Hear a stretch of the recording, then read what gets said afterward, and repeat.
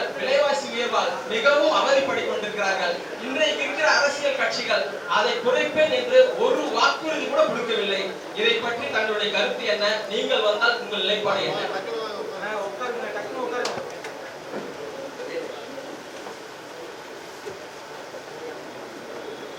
விலைவாசி உயர்வு மிக அத்தியாவசிய பொருட்களின் விலைவாசி உயர்வு, அரிசி, பருப்பு, எண்ணெய், இந்த மாதிரி காரணம் ஏற்கனவே இருந்ததோடு கூடுதலாக இந்த சரக்கு மற்றும் சேவை வரி என்கிற வரிச்சுமை, இங்கே சொத்து வரி, மின்கட்டண உயர்வு, இதெல்லாம் சேர்த்து வாழ முடியாத ஒரு பெரிய நெருக்கடிக்கு இக்கட்டுக்கு நம் மக்களை தள்ளிடுச்சு. நம்ம மாநிலத்தில் மட்டும்தான் பொதுவாக நம்ம வரும்போது இதையெல்லாம் ஒரு கட்டுக்குள் கொண்டு வருவோம். மிக அத்தியாவசிய பொருள்களான நீங்க சொல்றீங்க வேளாண்மையை நாமளே செய்யலாம். வேளாண்மை அரசு பணியாக மாற்றி, வேளாண்மை என்பது தொழில் அல்ல என்று தமிழினம் கருதுகிறது. வேளாண்மை ஒரு பண்பாடு, ஒரு வாழ்வியலாக கருது. அதை நம்முடைய அப்பா நம்மாழ்வார்கள் பெற்ற தாய் குழந்தைக்கு பால் ஊட்டுவது எப்படி தொழில் அல்லவோ, அப்படி பூமி தாய் தன் பிள்ளைகளுக்கு உணவு ஊட்டுவதையும் தொழிலாக பார்க்க முடியும். அது ஒரு மரபு, அது ஒரு வாழ்வியல், அது ஒரு பண்பாடு, அது ஒரு கலாச்சாரம். அதனால வேளாண்மையை அரசு கையில் எடுக்கும். வேளாண்மை கையில் எடுக்கும் போது நிலமும் வளமும் சார்ந்த தொழிற்சாலைகளை உருவாக்குகிற அவரவர் வாழ்விடங்களே அரசு பணி கிடைக்கிறதுனால வேலை இல்லை, பசி என்ற சொல் ஒழிஞ்சிடும். பால் இருந்தால் ஒரு நாட்டில் பசி. ஏன்னா நானே பல்லாயிரக்கணக்கான மாட்டு பண்ணைகளை உருவாக்கி, இப்போ நாமளே ஆடு, கோழி, வாத்து எல்லாமே நம்மளே வளர்ப்போம். தேனீக்கள், பட்டுப்பூச்சிகள், நெசவு எல்லாமே நம்மளே செய்யறதுனால எல்லாமே அரசு பணி. மருத்துவத்தை தரமா நானே கொடுத்துருவேன், கல்வியை நானே தரமா கொடுத்துடும் போது உங்களுக்கு 10,000 சம்பளம் கொடுத்தா செலவு. ஏன்னா பிள்ளையை நாங்களே படிக்க வச்சிருக்கோம், தாய்க்கு நாங்களே வைத்தியம் பார்க்கிறோம், மருத்துவம் பார்க்கிறோம் தந்தை. ஏன்னா அவன் தேசிய இனத்தின் தாய், என் நாட்டின் தாய், உன் வீட்டின் தாய் அல்ல.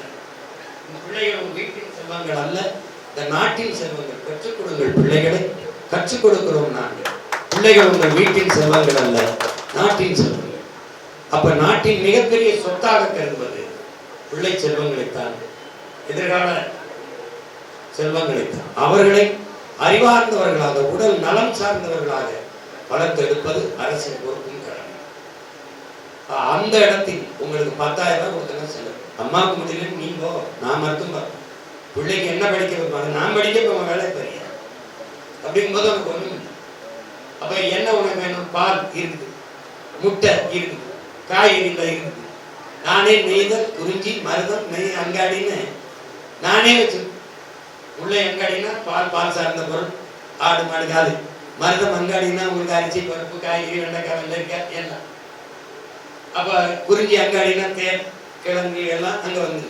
நெய்தல் அங்காடினா மீன், கடல் சார்ந்த உணவு எல்லாம் நானே வைப்பேன். No Uber, Ola, stop it, நானே வைப்பேன். இன்னும் இந்த என்னது இந்த சுமோட்டோ, சுகி அவெல்லாம் அங்கிட்டு போப்பா அப்படின்ட்டு நாங்களே அதே மோட்டர் பைக்கு அதே இதை நாங்கள் செஞ்சுருவோம். ஏன்னா எங்களுக்கு அரசு பணி 8 மணி நேரம் ஓட்டி நீ போடாதே, மோட்டர் பைக்கு இருந்தாடா பாதுகாப்பாக வேலை செய்யறாங்க. நான் என்ன பண்ணுவேன்னு சொல்ல பாருங்க, எப்படி செய்வேன். இப்போ என்னோட மருதம் அங்காடி, இப்போ காய்கறி படித்த பிள்ளைகள்லாம் சீருடையோட வேலை செய்யறோம். அரசு பணி, கண்காணிப்பு கேமரா, சிசிடிவி இருக்கு. அம்மா ஒருத்தர் அழைப்பு வராங்க, அம்மா பாருங்கம்மா இந்த காய்கறிம்மா, இதில் எவ்வளோ படம்மா, அப்போ அரை கிலோ. அம்மா பாருங்க, அம்மா பாருங்க எல்லாம் முகவரி சொல்லுங்கம்மா, வீட்டில் ஒண்ணி கொடுத்துட்டு பணத்தை வாங்கிட்டு வந்துடுவோம். ஆனாலும் நீங்களும் மக்களுக்கு ஒரு உத்தரவு போடணும். நீங்களும் மாடியில் இருந்துட்டு கீழே இறங்கி வராம கைத்து கட்டி கீழே நின்று ஏற்றிக்கிட்டு ஒரு பேர் பெரிய குண்டாயிட்ட அப்புறம் உடம்பு குறைக்கணும், அந்த வேலையெல்லாம் செய்யக்கூடாது. குப்பையெல்லாம் முதல்ல சட்டம் போடுவேன், பாலித்தீன் பிளாஸ்டிக்கை பேன் பண்ணிடுவேன், தடை பண்ணிடுவேன். 1 மாதம் அவகாசம் கொடுப்பேன், மாற்றுக்கு நீங்கள் வந்துடணும். இதுவரை இருந்ததை மறுசுழற்சி பண்ணி செய்வேன். ஆனாலும் என்னால் பள்ளிக்கரணை ஏர்னிய முடியாத சரி செய்ய முடியாது, அது ஒன்றும் பண்ண முடியாது. இந்த பூமியில் மானுடர்களுக்கு செய்த பெருந்துரோகத்தை ஐயா கருணாநிதியும் ஜெயலலிதாவும் செய்திருக்காங்க. அதை மன்னிச்சுக்குவோம், இருக்கிறத பாதுகாத்துக்குவோம். இப்போ நான் என்ன பண்ணுறேன், தடை பண்ணிடுவேன். மாற்றுக்கு நீங்கள் வந்துடுவீங்க, பைய எல்லாத்துக்கும் வந்துடும். தவிர்க்க முடியாத ரத்த பட்டறதுக்கும், ஊசி போடுற சிரிஞ்சுக்கும் இந்த பிளாஸ்டிக்கை வச்சுக்கணும். அதை மறுசுழற்சி பண்ணிக்கணும். இப்போ எல்லாரும் வீட்டுக்கு முன்னாடி ஒரு உத்தரவு வந்துடும், குப்பை கூட நீங்கள் போடணும், நாங்கள் எடுத்துகிட்டு போயிடுவோம். நீ வேலை இருந்து போட்டீங்கன்னா இந்த கண்காணிப்புக்கு நீ வீட்டுக்குள்ள உன்னுடைய வரவேற்பார்கள். வீட்டுக்கு உள்ள நான் வரமாட்டேன். வீட்டை விட்டு வெளியில வந்துட்டீங்கன்னா நான் தான் பெரிய பிக் பாஸ். வாட்ச் பண்ணிட்டே இருப்பேன். நீ கையை பிடிச்ச பொண்ணுகளை டீஸ் பண்ண தாலி எடுத்த தலையெடுத்துமே பார்த்துக்கணும். தெருவில் நீ நடமாட முடியாது. கண்காணிச்சுக்கிட்டே இருப்பேன். அங்க சிசிடிவி வேலை செய்யலைன்னா அவன் வேலை செய்ய முடியாது. விளங்குதா? பார்த்துக்கிட்டே இருப்போம். எல்லா இடங்களையும் கண்காணிப்பு கருவி. அப்படி என்ன செய்வேன்? குப்பையை போட்டின்னு வச்சுக்க, டங்குன்னு கீழே போட்டீங்கன்னா ஒரு மன்னிப்பு கொடுப்பேன். எச்சரிப்பார் அரசு அதிகாரிகள். 2 தடவை போட்டு மறுத்தவன்னா கடைசி வரை ஒரு வீட்டுக்கு மின் தர மாட்டேன். இந்த மாதிரி இந்த ஆணவ படுகொலை பண்றவன், இந்த மாதிரி ஊழல் லஞ்சம் பெறுறவன், இவர் ஊழல் வாங்கிட்டார் லஞ்சம் பெற்றுட்டாருன்னு வச்சுக்க, ஒண்ணு செய்ய மாட்டேன். அவர் சான்றிதழ் அதுவரை அவர் படிச்ச சான்றிதழ் மதிப்பு இழந்து செல்லாது. நீ என்ன படிச்சேன்னு சொல்ல முடியாது. நீ எம்ஏ படிச்ச, நீ தான் சர்டிபிகேட்டே இல்லையே, தூக்கி தூர போட்டு நீ ஒண்ணுமே செய்ய முடியாது. நான் செய்யறது உனக்கு கொடுங்கோன்மை இல்லை, சர்வாதிகாரம், தன்னலமற்ற அன்பான சர்வாதிகாரம். இது தாயின் பேரன்பு. ஒரு நாட்டை செதுக்குவதற்கு சீர்திருத்துவதற்கு இதை விட்டா வழி இல்லை. என் தலைவன் எனக்கு கற்பிச்சது. இந்த மானுட சமூகம் மரணம் ஒன்றுக்கு தான் பயப்படுங்கிறாங்க. அது ஒண்ணுக்கு தான் பயப்படும், வேற எதுக்குமே பயப்பட மாட்டோம். தொலைச்சுக்குருவான் அப்படின்னு நினைச்சீங்கன்னு ஒழுங்கா நடக்கும். சிங்கப்பூர்ல போய் 60 கிலோமீட்டர் வேகத்துல போ அப்படின்னா 60 கிலோமீட்டர் வேகத்துல நீ கொஞ்சம் வேகம் எடுத்துன்னு வச்சுக்க, இங்க ஒரு வளைவு போட்டிருப்பான், கண்காணிப்பு கருவி வச்சிருப்பான், வண்டியில ஒரு வங்கி வச்சிருக்கணும், காசு போட்டுக்கணும். ஒரு தவறை பண்ணினா டக்குன்னு அந்த காசு தண்டத்தை எடுத்துரும், பெனால்ட்டி எடுத்துரும். 12 தவறுகளை அது பொறுக்குது. அதுக்கப்புறம் உரிமத்தை நீக்கி ரத்து பண்ணிடு. நான் 6 தவறுகளை பொறுக்கிறேன். அதுக்கு மேல என்ன, நீ வாழ்நாள் முழுக்க வண்டி ஓட்ட முடியாது. எப்படி செதுக்கிறேன்னு பட்டு பாரு. இந்த கனவுக்குள்ள, இந்த மண்டைக்குள்ள உலகத்தின் தலை சிறந்த நாடு இருக்குது. இது என் கனவு இல்லை, என் முன்னவன் கனவு. 500 ஆண்டுகளுக்கு மேலாக என் இன முன்னோர்கள் தூக்கி சுமந்து வந்த கனவு, என் உயிர் தலைவன் கனவு. அவன் அந்த நிலத்தில் என்ன செய்ய நினைச்சானோ அவன் மகன் இந்த நிலத்தில் அதை நிறைவேற்றான்.